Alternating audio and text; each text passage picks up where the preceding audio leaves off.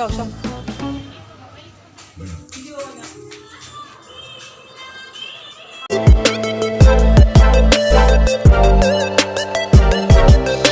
Nita Production. Good evening everyone. Ma'am hojik se pung tarung makai katang hen tak tawre. Akoi ga Divya ga se akoi home da dum nga koi thu ga ina khalwi bane. Adum koi ge ina no mani ni mamang gi dum tawra ga akoi ge tawra na da nong ge dum sigu mama tam je nong ge tapi chu na dum mai ya ba aduna dum tan na koi da ba. Da handak se khara chu thoke da ba thaba khara chin ba ga adum thok ta na wei ba. Ado ngasi di nong chu na nga tho ge.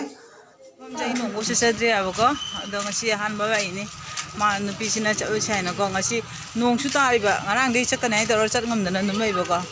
ado nong su tari nong ta bari jam kana ni tare tapi tai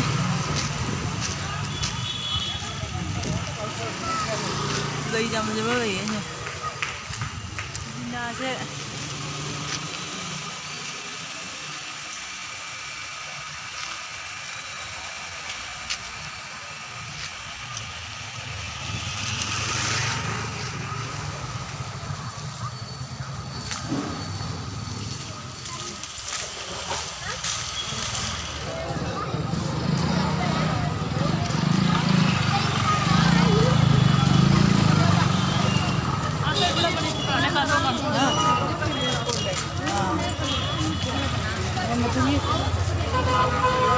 Divya na ingona koi ba bire se kena da mandir da oiram ya bane asi mandir se anoba sa bane na haya ba tang lapte ni tara mu tong ne ba akone veri du gi bai se khong na dum tapi bai ne ba ado mafam se jawro ga dam phajar me ado nauna sa bani na mo gi che khang de keno ga rang ga mo tha de amne mai gi keno se mandir si ga ado mi di phajana tin na vera me ado ga siga koi mokho mokho ham do gi vai khrom chang doi ne ba ko ado ga manung da akoi photo number pi de na haya ba ko ado number jabra jadabra ko na ingal ga ko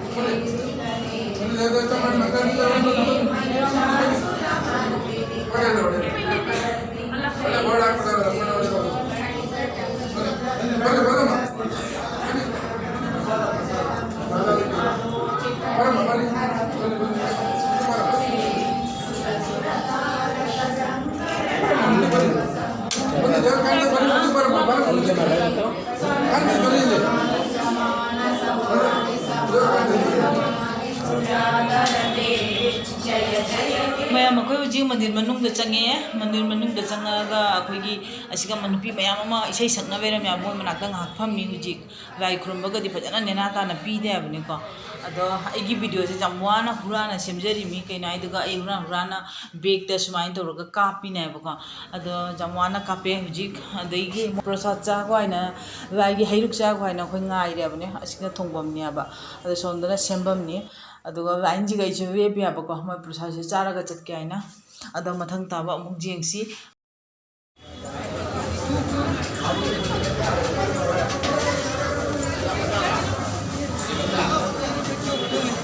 ado na ya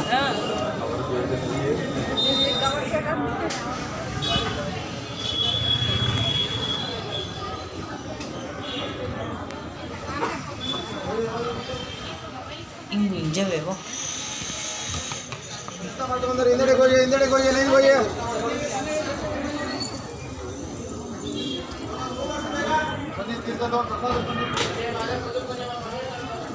ಕಳಿಸಿ ಬೇಗ ಕಳಿಸಿ ಮುಂದೆ ಹೋಗಿ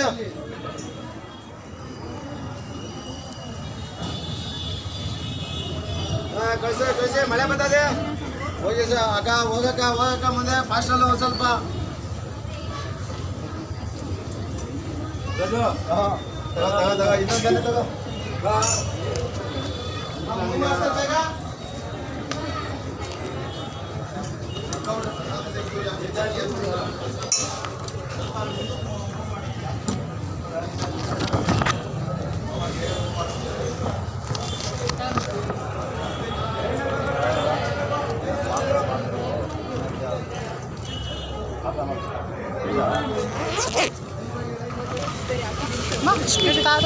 ಬಿಡೋದಿಲ್ಲ ಅಲ್ಲಿ ಜಾಗತ್ತೆ ಇರಿ ಹಂಗೆ ನಿಂತ್ಕೊಳ್ಳಿ ಪ್ರಸಾದ್ ಕೊಡೆ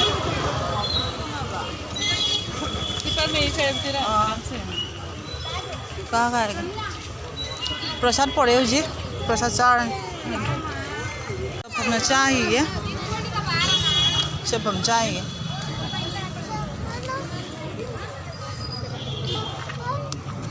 चाहिए को क्या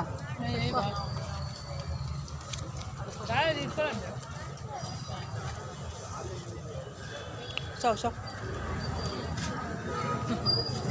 मैम अखोना चंगूरीब मंदिर से सीनेब अई वापना खतंग फजना नमीबको जम तीवे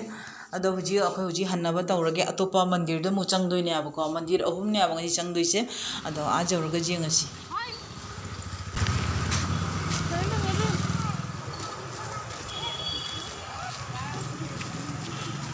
आपका रेडेंट है सोलापुर का टेंपल में मैम ngasi अखोय सिदई मु चेबगा मंदिर अतोपा तबु चंगदोइनी अदगी मंदिर अनी खक चंगदब याबको अदो चंगबगी वीडियो सिदि हुजी हापारोइगे अदो नेक्स्ट वीडियो दो ओइना हापागे अदो ngasi जमना सांग्रनेबा आई हापचबदिको